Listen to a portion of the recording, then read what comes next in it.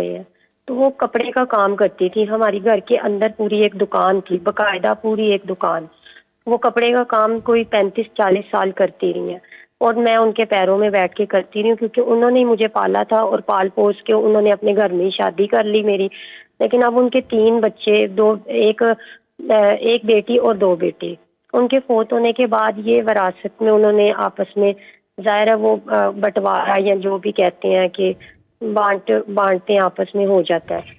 تو میرے میاں نے جو ہے نا, میں نے پوچھا, مجھے اس کپڑے کے کام پہ بٹھایا اور کہا کہ یہ کرنا ہے تم نے, کیونکہ اس کو میں ہی دیکھ سکتی تھی, میں ہی بہتر جانتی تھی.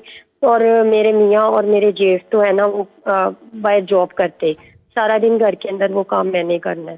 اب وہ اس میں ان کی بہن کا بھی حصہ ہے. اب وہ جو ان کی بہن کا حصہ ہے, میں نے اپنے میاں سے بڑے پیار سے ایک آدھ دفعہ کہا بھی ہے کہ آپ وہ علیحدہ کر دیں اور چلیں, گھر کی بات دونوں بھائیوں میں آپس والی تو وہ میں کر لیتی ہوں مینیج, کیونکہ ہم لوگ جوائنٹ فیملی سسٹم ہے تو وہ چلا لیں گے جیسے بھی ہے. لیکن اب یہ ہے کہ انہوں نے مجھے ڈانٹا اس بات پہ. انہوں نے کہا کہ نہیں, یہ جیسے ہے ویسے کا ویسے ہی رہے گا. پھر مجھے یہ مناسب بھی نہیں لگا کہ وہ فوت ہو گئی ہیں تو شاید اس کے بعد ایک دم وہ اچھا نہیں لگتا. لیکن اب مجھے وہاں بیٹھ کر سارا دن کام کرنا پڑتا ہے, کپڑا بیچنا پڑتا ہے, وہ سب مینیج کرنا پڑتا ہے. کسی وقت بچے بھوکے رو رہے ہوتے ہیں, وہ بھی سب چھوڑنے پڑتے ہیں, کیونکہ کسٹمر آئے تو پھر مجھے گھر بار سب چھوڑ کے ادھر زیادہ توجہ دینی پڑتی ہے. اور پھر مجھے یہ بھی لالچ ہے کہ وہاں سے رزق روٹی آتا ہے بچوں کا, اور ہم لوگ اچھا کھاتے پیتے ہیں.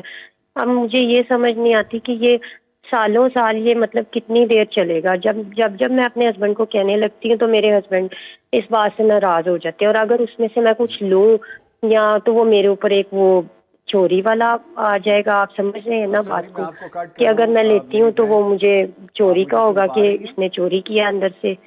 تو اب میں اس لیے بہت پریشان ہوں کہ اگر میں کہتی ہوں وہ چھوڑتی ہوں تو تب نہیں میں چھوڑ سکتی, اور اگر رکھتی ہوں تو تب بھی نہیں میں رکھ سکتی. ٹھیک ہے, آپ کے کال کرنے کا شکریہ. میں ابھی جواب لیتا ہوں, کنفیوژن آپ کی حل کرواتے ہیں.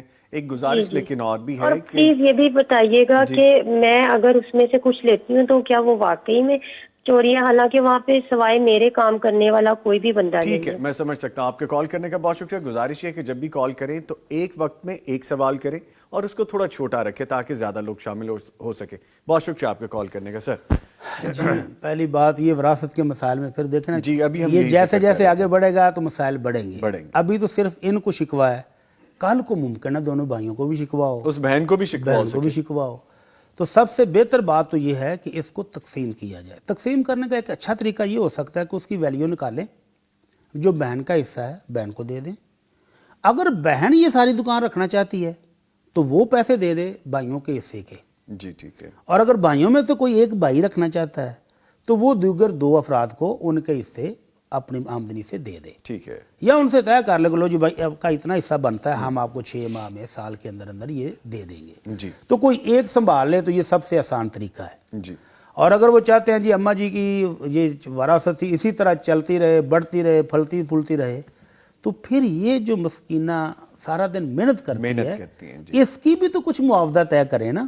کام اس نے کرنا ہے اور پراپرٹی ان تینوں کی ہے, ان کے خاوند کی, ان کے جیٹھ کی اور ان کی نند کی. جی. تو اس کو کیا ملا؟ ماہانہ دیں کچھ یا ان کا کوئی کمیشن یہ رکھیں. پہلے بھی اماں جی کے ساتھ مل کے ایک طویل عرصہ خدمت کرتی رہی ہیں. اماں جی کو چاہیے تھا کہ اپنی زندگی میں اس بچی کو کچھ نہ کچھ دیتی. جی بالکل. اگر وہ نہیں دے کر گئیں تو اب ان 3 وارثوں کو چاہیے کہ اس کی خدمات کے عوض میں کچھ نہ کچھ اس کو بھی تو دیں. اور ان کے ہسبینڈ کو بھی چاہیے. اس کو بھی چاہیے. ان کو چاہیے کہ اور اگر اب تک یہ کچھ نہیں کر سکے تو کم از کم اب اس کا ماہانہ تو طے کریں, معاوضہ مقرر کریں. بالکل. وہ باقاعدہ ڈیوٹی کر رہی ہے اور وہ کہہ رہی ہے اپنے گھر کے تمام مسائل کو ترک کر کے یا مینج کر کے, مشکل بیٹھے رہتے ہیں, گھر کا کام تو مشکل سے وہ اس کو مینج کر رہی ہے, تو اس کا باقاعدہ معاوضہ ہونا چاہیے. ٹھیک ہے. ماہانہ طے ہو جائے تو اس کے بعد وہ جو اس میں سے لیں وہ ایمانداری سے وہ لکھ لیں. جی. وہ چوری نہیں ہوگا, اس کو ضرورت کے وقت جتنے نکالے ہیں وہ لکھ لے, اور ماہانہ جو ان کا وظیفہ, جو ان کی تنخواہ مقرر ہوگی 1 ماہ کے بعد جب حساب ہوگا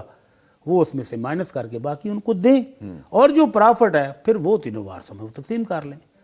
میرے کہنے کا مطلب ہے کہ وہ ان کو مینیجر رکھ لیں رکھیں اور وہ کام کی ماہر ہیں, چلا رہی ہیں, اجرت دیں. تو مینیجر کو تنخواہ بھی تو دیں نا. بالکل بالکل. اور تو وہ یہ رائٹ مسئلے کا آسان حل ہے. ٹھیک ہے. اور اگر وہ کہیں نہیں تنخواہ کو نہیں, تم گھر کی فردی ہو اور باقی وراثت ہماری ہے اور تم مفت میں کام کرو, تو یہ بہرحال زیادہ. اور وہ بیچاری پریشان بھی ہیں, وہ کہہ رہی ہے کہ اگر میں اس میں سے کچھ لے لیتی ہوں. ہاں تو پھر وہ کہیں گے لو جی یہ کھا گئی, ہاں جی, دکان اجڑ گئی, دکان ختم ہو گئی. اس طرح کے الزامات ہمارے معاشرے میں بڑے آسان ہیں. کہ وہ تھوڑا بہت لے سکتی بہو پر بھابھی پر اس طرح کے الزامات لگانے یہ بڑا آسان کام ہے. آپ بتائیں نا, آپ نے کوئی بھی بڑا کاروبار شروع کیا, مینیجر بٹھایا, کیا وہ دوپہر کو لنچ نہیں کرتے وہاں پہ, چائے نہیں پیتے 2 ٹائم کی؟ اور اگر باہر کوئی آ جائے فروٹ والا تو دوپہر کو دل کر رہا ہو تو وہ فروٹ بھی کھا لیتے ہیں. اتنا سا تو ہمارے معاشرے میں اور عرف میں یہ جائز ہے. ٹھیک ہے. ہم ایک دوسرے کو یہ مائنس کرنے کے لیے نہیں کہتے ہیں. تو اگر وہ اتنا سا لیتی ہیں تو پھر تو ٹھیک ہے, اور اگر وہ اپنی باری باری ضروریات پوری کرتی ہیں تو پھر اس کا حل وہی ہے کہ وہ مینیجر بنائیں اور اس کو تنخواہ دیں.